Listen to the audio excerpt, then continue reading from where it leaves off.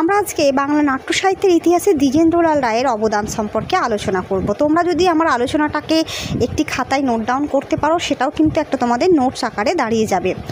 বাংলা নাট্য সাহিত্যের ইতিহাসে 19 শতকীয় ধারায় দীনবন্ধু সামাজিক নাটকে, গিরিশচন্দ্র পৌরাণিক নাটকে এবং দ্বিজেন্দ্রলাল রায় ঐতিহাসিক নাটকের শ্রেষ্ঠ নাট্যকার।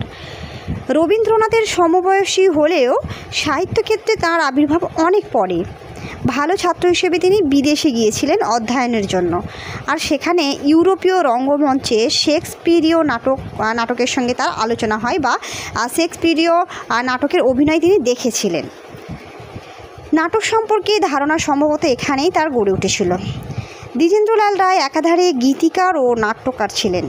রঙ্গমঞ্চের সঙ্গে সম্পর্কিত না থেকে নাটক লিখেছিলেন বলেই তার নাটক সমকালীন রঙ্গমঞ্চের থেকে শিল্পগুণ সমৃদ্ধ ছিল। তিনি সমকালীন কোনো রঙ্গমঞ্চ সম্পর্কে তেমন ধারণা না থাকা সত্ত্বেও তিনি নাটকটা লিখেছিলেন এমনি নিজের শিল্পগুণ দিয়ে, সেই জন্যই সেটা শিল্পগুণ সমৃদ্ধ বেশি ছিল। পেশাদারি রঙ্গমঞ্চের চাহিদা মেটানোর জন্য নাটক লিখতে হয়নি তাকে, তাই বলা চলে গিরিশচন্দ্র প্রভাবিত নাটকে দ্বিজেন্দ্রলাল পরিবর্তন এনেছিলেন।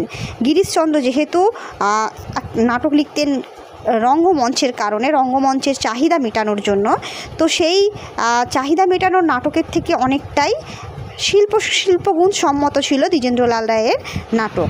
ইউরোপীয় নাটকের সঙ্গে পরিচয় থাকার জন্য তার নাটকের সূচনায় বিস্তৃত মঞ্চ নির্দেশ ও অভিনয় নির্দেশ থাকত। ইবসেনীয় নাটকের আদর্শে তিনি নাটক থেকে স্বগতোক্তি বর্জন করেছিলেন। বাংলা নাটকের সংলাপে ডিএল রায়ের স্বাতন্ত্র্য বিশেষভাবে লক্ষণীয়। ডিএল রায় বলতে গেলে দ্বিজেন্দ্রলাল রায়ের স্বাতন্ত্র্য বিশেষভাবে লক্ষণীয়। বস্তুত নাট্য সাহিত্যের ইতিহাসে দ্বিজেন্দ্রলাল বিশিষ্ট স্থানের অধিকারী। দ্বিজেন্দ্রলালের নাটকগুলিকে কয়েকটি শ্রেণীতে ভাগ করা যায়।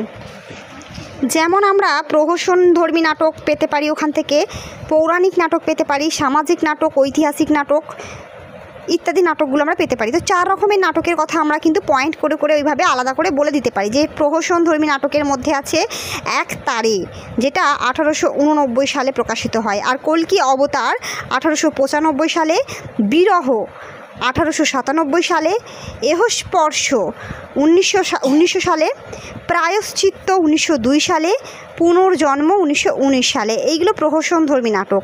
এছাড়াও পৌরাণিক নাটকের মধ্যে পড়ছে পাশানি, যেটা 1900 সালে রচিত পাশানি।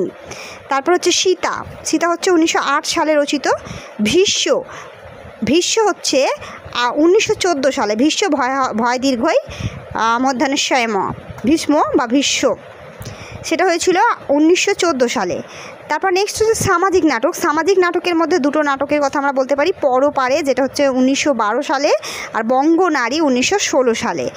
ঐতিহাসিক নাটকগুলোর মধ্যে আমরা অনেকগুলোই পাবো, যেমন প্রতাপ সিংহ 1905 সালে, দুর্গা দাস 1905 সালে, নূরজাহান 1908 সালে, মেবার পতন 1908 সালে, শাহজাহান 1909 সালে, চন্দ্রগুপ্ত 1911 সালে, সিংহল বিজয় 1915 সালে।